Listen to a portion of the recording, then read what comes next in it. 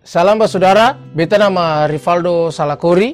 Pekerjaan beta sekarang di Unpati sebagai dosen. Beta S1 di STTGPI Papua di Fakfak. Beta S2 di Universitas Kristen Setia Wacana di Salatiga. Atau kembali ke masa lalu, Kakak Ipal ini merupakan beta punya teman perjuangan di Tarake, dan kita sama-sama berjuang berawal dari sana. Waktu itu karena kita punya kenakalan-kenakalan dan ada satu lain hal, Kakak Ipal akhirnya DO. Iya, betul. Dan akhirnya keluar ya. Iya. Saat Kakak Ipal waktu itu di DO, bagaimana Kakak Ipal punya perasaan saat itu?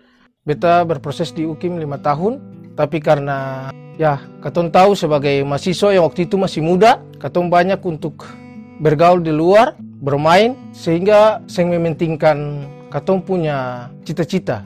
Beta rasa sangat kecewa pada beta pun diri sendiri. Beta merasa beta sangat rendah waktu itu. Mengapa sampai beta bilang beta sangat rendah? Karena beta lihat beta pun teman-teman semua berhasil. Kuliah sampai dong selesai. Beta lihat dong di Facebook dan sebagainya. Sehingga itu bikin beta drop. Beta sempat sakit waktu itu. Beta sangat pikiran waktu itu. Karena memang beta pun cita-cita dari kecil. Beta ingin jadi pendeta. Pendeta di Maluku, di GPM. Sehingga beta merasa bahwa ketika beta gagal di UKIM waktu itu, beta menganggap bahwa apakah beta bisa jadi mahasiswa teologi lagi? Beta berpikir waktu itu karena mungkin beta masih muda. Dan beta berpikir apakah beta akan kuliah di tempat lain. Sedangkan beta pun cita-cita dari kecil itu beta mau jadi pendeta. Dan kalau mau jadi pendeta otomatis harus kuliah di teologi.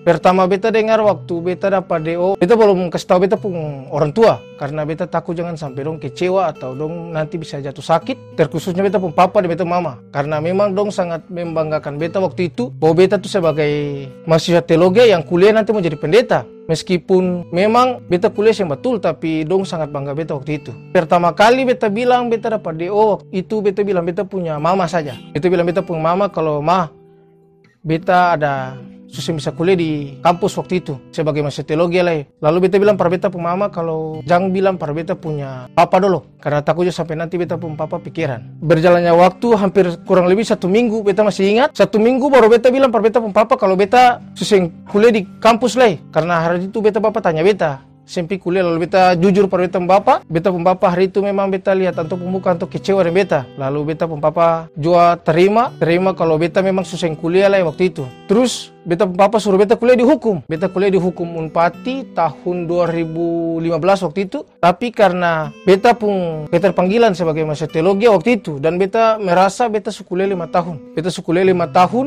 di UKIM sebagai mahasiswa teologi, dan kalau beta bisa menyelesaikan beta punya studi sebagai mahasiswa teologi maka beta akan gagal. Oke, beta gagal di beta pun kampus lama, tapi beta harus berjuang di tempat lain. Beta pun perjuangan itu memang paling berat karena beta harus keluar dari Maluku. Beta keluar dari beta pun zona nyaman. Dari kecil sampai besar beta tinggal dengan beta pun orang tua, hidup dengan beta pun saudara, dan itu untuk pertama kalinya beta keluar dari Maluku. Itu keputusan kuliah di Papua tuh dari orang tua atau dari kampus? Keputusan beta kuliah di Papua waktu itu karena beta punya tante juga ada di sana. Terus beta pun tante bilang pindah di sana saja karena ada kerjasama antara beta punya kampus lama dengan STTGPI Papua di Fakfak. Sehingga beta punya papa bilang oke, saya pergi di sana juga. Sebagai anak beta menerima, dan juga beta pun keinginan untuk beta harus menyelesaikan beta punya studi sebagai mahasiswa teologi.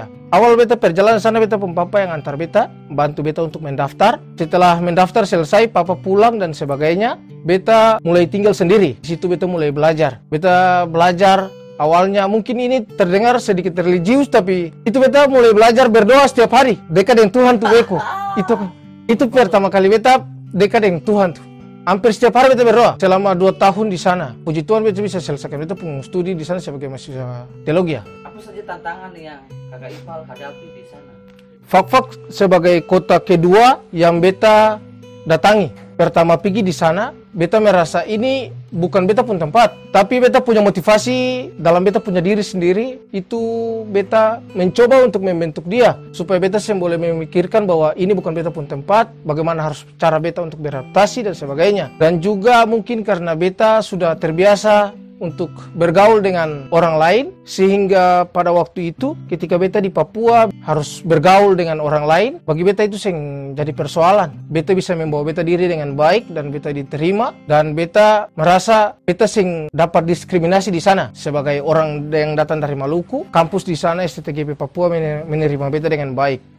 Nah, setelah beta menyelesaikan beta punya studi di Fakfak, beta 2 minggu di Ambon saja waktu itu. Beta datang dari Fakfak ke Ambon, beta 2 minggu, beta langsung bilang, Pak, beta lanjut. Papa bilang, istirahat 1 tahun dulu, baru lanjut. Beta bilang, Pak, beta sudah bertahun-tahun sing merasakan kuliah yang betul-betul. Maka dari itu beta harus pergi di UKSW supaya beta merasakan kuliah dari awal, bukan sebagai masa pindahan. Beta ingin merasakan dinamika-dinamika itu, berproses dengan teman-teman dari awal, dan beta kuliah di teologia jurusan Magister Sosiologi Agama. Pergi di sana itu dengan motivasi yang tinggi. Beta pernah gagal, beta mau gagal Beta ingin menunjukkan bahwa ini beta yang pernah mungkin dianggap semua orang itu bukan apa-apa, rendah lah. Beta merasa beta lemah. Mungkin dari segi materi orang lihat beta pun semua ada dan sebagainya. Tapi jujur beta sangat iri hati waktu itu. Itu beta pertama kali harus di DO dan beta belum menyelesaikan beta punya studi S1.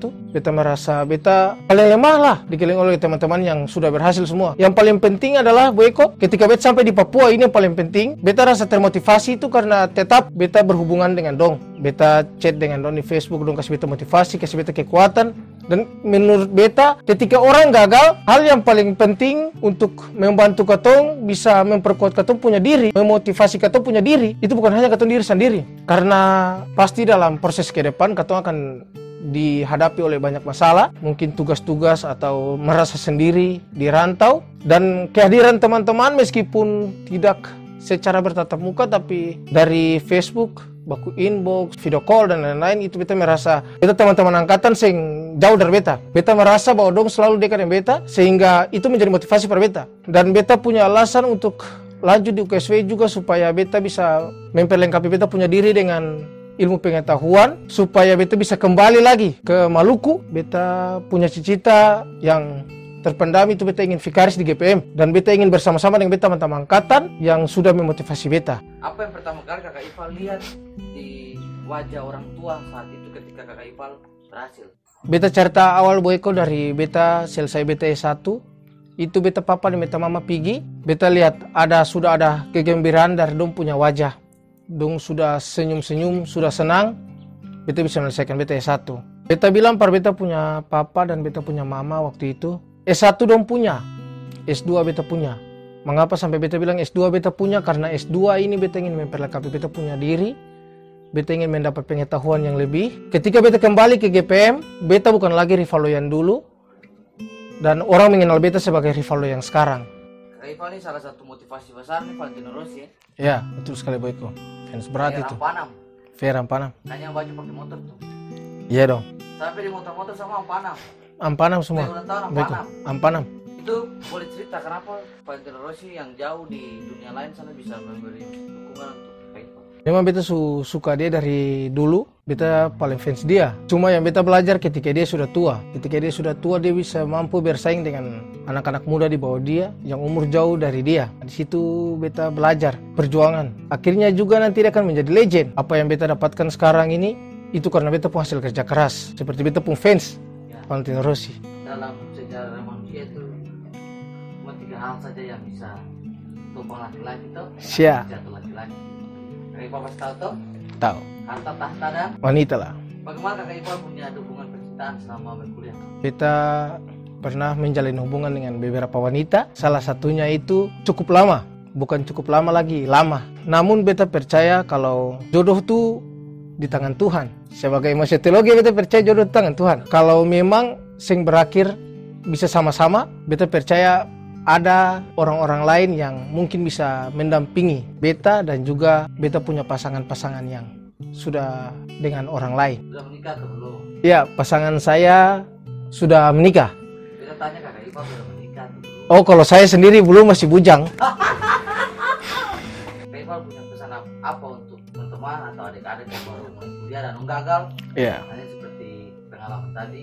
Lakukanlah hal-hal yang baik di tengah-tengah masyarakat dan juga jemaat. Lakukan hal yang baik bukan untuk menyenangi kita punya diri sendiri, tapi untuk juga menyenangi orang lain. Ada orang lain yang bisa melihat katong punya konten-konten yang di TikTok, yang di media-media online lain itu sebagainya tuh. Iyo, katong senang. Tapi untuk orang lain, ada yang merasa bahwa ini kurang baik, ini tidak beretika. Lakukanlah hal-hal yang lebih berguna bagi masyarakat. Mungkin itu saja, Pak Eko. Terima kasih atas katong punya. Oke, sama-sama.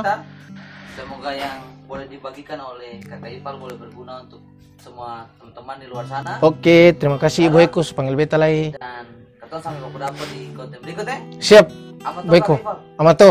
Amato. Salam saudara. Salam saudara, Bu Eko.